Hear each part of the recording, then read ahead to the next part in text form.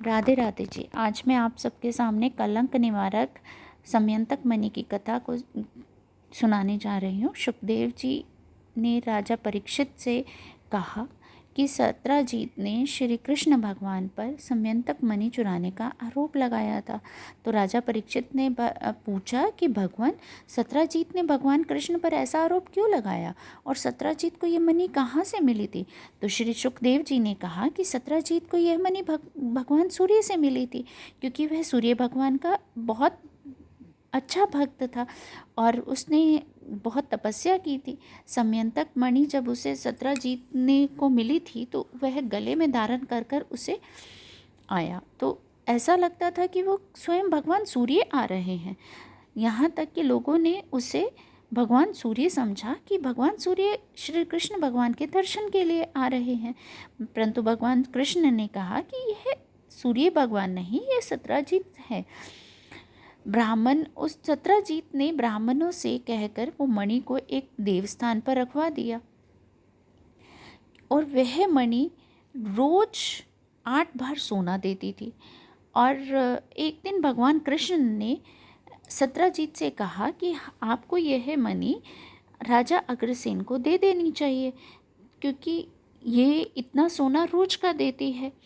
तो एक दिन भगवान कृष्ण ने जब उनसे कहा तो मगर उन्होंने इस बात को अनसुना कर दिया और वहाँ से चले गए। मगर भगवान की बात को अनसुना करने का तो अशुभ ही परिणाम होता है ना। तो एक दिन सत्राजीत का भाई प्रसेन गले में मणि को धारण करके जंगल में शिकार के लिए चला गया, मगर भावीवश वहाँ पर शेर ने प्रसेन और उसके घोड़े का शिकार कर लिया। और जब काफ़ी दिनों तक वह वापस नहीं आया तो सत्राजीत को लगा कि भगवान कृष्ण ने प्रसेन को मरवा कर वो मणि उनसे छीन ली है। मगर जब भगवान कृष्ण को यह पता चला कि सत्राजीत ने उनके ऊपर ऐसा झूठा आरोप लगाया है तो वे कुछ लोगों को लेकर जंगल की तरफ गए। वहाँ जाकर देखा तो शेर ने प्रसेन और उसके घोड़े का शिकार कर रखा था। तो वहाँ पर वो लोग शेर के पंजों के निशानों के पीछे चलते चलते एक गुफा तक पहुँचे। तो वहाँ पर भगवान कृष्ण ने सभी जो उनके साथ 12 लोग गए थे उनको बाहर ही रोका और कहा कि आप मेरा यहाँ पर इंतज़ार कीजिए, गुफा के बाहर इंतज़ार कीजिए, मैं अंदर से होकर आता हूँ। 12 दिन बीत गए मगर भगवान कृष्ण बाहर नहीं आए। तो वो लोग वहाँ से चले गए और द्वारका में आकर सबको बताया कि भगवान कृष्ण नहीं आए हैं। तो सभी लोग बहुत चिंतित हुए, बहुत परेशान, बलदेव जी बहुत परेशान हुए। तो कुछ समय के बाद वहाँ जाके अंदर के हुआ क्या कि वहाँ पर ऋषभराज ने जामवंत ने सिंही से वह मणि ले ली थी और उन्होंने वह मणि अपने बच्चों को खेलने के लिए दे दी। जब वहाँ पर भगवान कृष्ण अंदर गए, बच्चों को देखा कि वो मणि से खेल रहे हैं तो उनसे मणि लेनी चाहिए।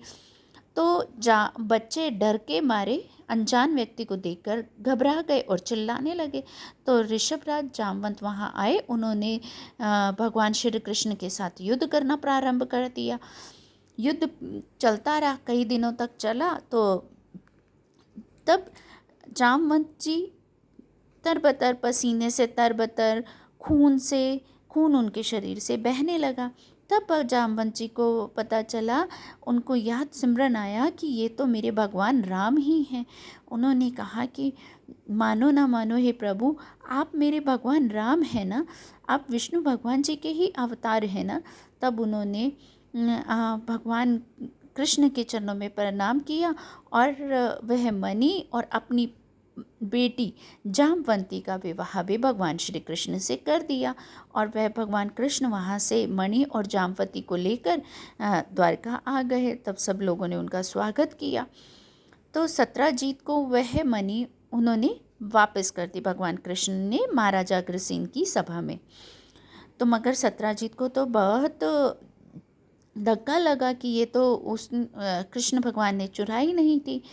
तो उसने इस बहुत शर्मसार हुआ।